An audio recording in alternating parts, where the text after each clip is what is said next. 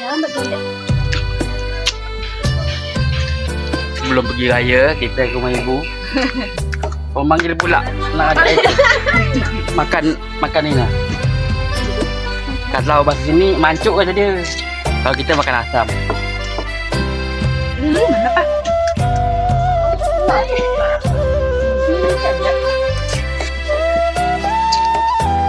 Memang lah kereta. Dia nak singgah lah dia. Kalau kereta tak nak dia.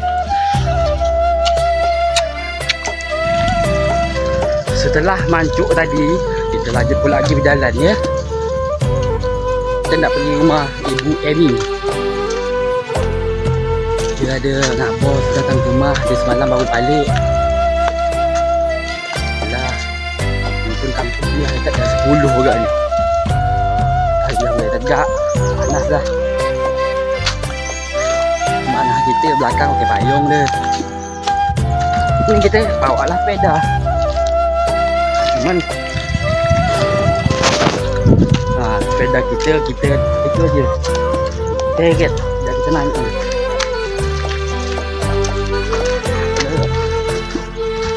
Jalan tak molek ni kan, tak bonceng, tak dapat. Jadi kita teket aja dulu. Cuba tengok ah. Tu matahari kan. Dah tegak matahari dah. Setelah tadi kita jauh berjalan, ini kita dah sampai di jalan kampung sawah ya. Tengok. Di sini orang baru tanam padi lagi. Masih hijau, gila lawa. Dan kita tetaplah. Tu sepeda kita tengok ah. Pakai tarik je, rokong. Mana kita nak bonceng kat sini kata dia. Tak gelap kata dia. Jadi terpaksa lah kita dorong. Tengok ya, gila lawa. Hijau aja. Ini mungkin 5 bulan panen belum ya? 5 bulan belum panen. Nanti kalau panen banyak dapat ni. Dekat sini kita jumpa abang yang suka mancing.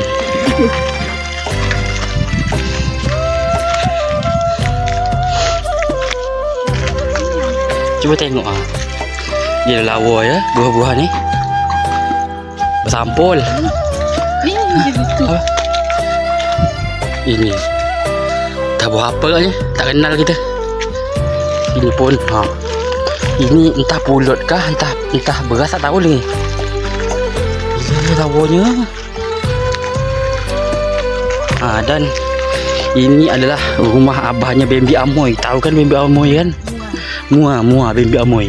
Ini rumah abah dia. Tak jauh lagi kami dah sampai ke rumah ibu. Tu rumah Ayub bengkel. Dekat sini ada simpang 3. Ke sana tu jambatan rumah Abang Tono. Kalau di Sungai Perak ni semakin ke darat semakin ramai rumah orang. Ini rumah tak tahulah rumah siapa kita ya. Warung ni. Mungkin lagi tak jualan dia. Sedikit lagi kita dah sampai ke rumah Ibu Amy. Dan mana kita tetaplah di belakang ni. Ada payung. Pagi panas sekitar jam 10 dah dia. Kita pergi tadi. Jalan terus saja. Hari-hari berjalan. Tak apa. Dia badan kita kurus. Awalnya bunga merah ni. Tak tahu bunga apa. Ini mungkin nama tebu gagak ni. Dapat kami tebu gagak tebu hitam ni. Kita dengar tu di rumah Ibu Amy dah ada bunyi orang main musik. Ini kita dah nak sampai ke rumah Ibu Amy tu. Honda dia Honda Ibu Amy. Dan kita sampai pun ke rumah Ibu Amy. Ini rumah dia. Dan kita pun sampailah ke rumah Ibu Amy.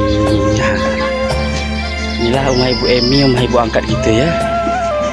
Assalamualaikum. Sate belum masak lagi. Biarlah kan tunggu. Sate yang naik. Mbak Amy ya. Ada pokok-pokok bunga depan rumah. Kelapan wangi.